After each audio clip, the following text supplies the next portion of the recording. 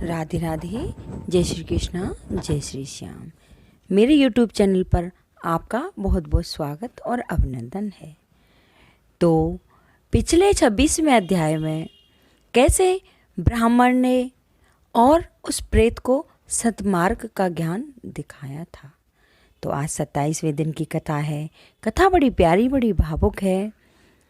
तो पथिक ब्राह्मण ने उत्सुकता पूर्वक प्रेत से आग्रह किया कि वह सारस के वचन उसे सुनाए। प्रेत बोला, हे ब्राह्मण, इसी पर्वत खंड के मध्य गुही नामक एक नदी बहती है। वह एक पहाड़ी नदी है, उसमें अथाह जल है तथा उसका जल अत्यंत निर्मल है। उसी नदी के दोनों किनारों पर जामुन के अनेक आकर्षक पेड़ हैं तथा उसके किनारे पर हाथियों के झुंड विचरण करते रहते हैं। एक दिवस में थक्कर चूर एक वृक्ष के निकट झाड़ीदार स्थान पर विचरण कर रहा था कि मुझे दूर नदी तट पर एक सारस दंपति दिखाई दिए।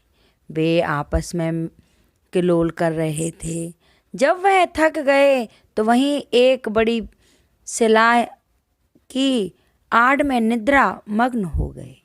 जिस समय वे निद्रा मग्न थे, एक लाल मुख वाला विशाल बंदर अपनी पूंछ फटकारता हुआ उधर से निकला।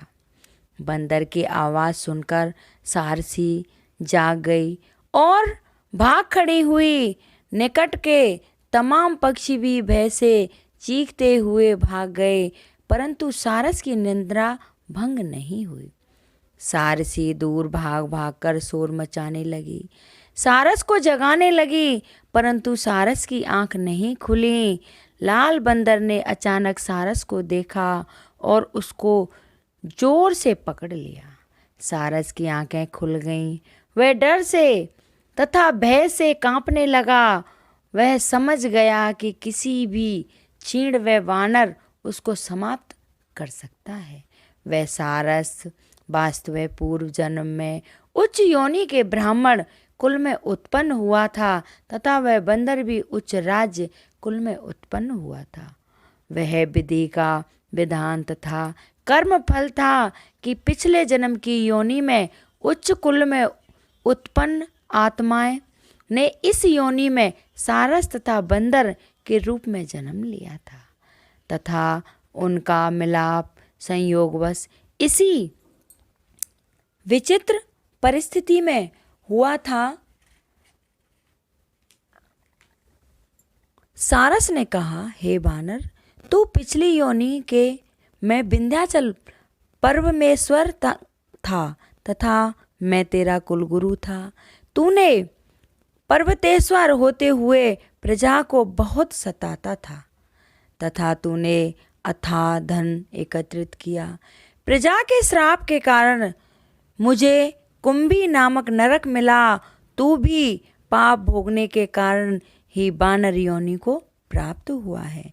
अब मुझे मारकर क्यों अपराधी बनता है तथा अगले जन्म को भी खराब करता है। भयानक वानर एकदम सचेत की हो गया। उसने सारस को अपने बंधन से मुक्त कर दिया और बोला, हे सारस, यदि तू सत्य बोलता है तो स्पष्ट बता कि क्या कारण था। तुझे ब्राह्मण कुल में उत्पन्न होने के पश्चात भी इस जन्म में सारस योनि की प्राप्ति क्यों हुई? ये मेरी उत्कृष्टता है। मुझे सारी बातें समझा। तो सारस और बंदर का संवाद होता है और ये हमारे 28वें दिन की कथा थी। 29वें दिन में फिर आपको बताएंगे कि क्या हुआ। अगर ये मेरी कथा किसी को अच्छी लगी हो तो कृपया लाइक सब्सक्राइब करें, कमेंट में लिख के ज़रूर भेजें। बोलिए विष्णु भगवान की जय।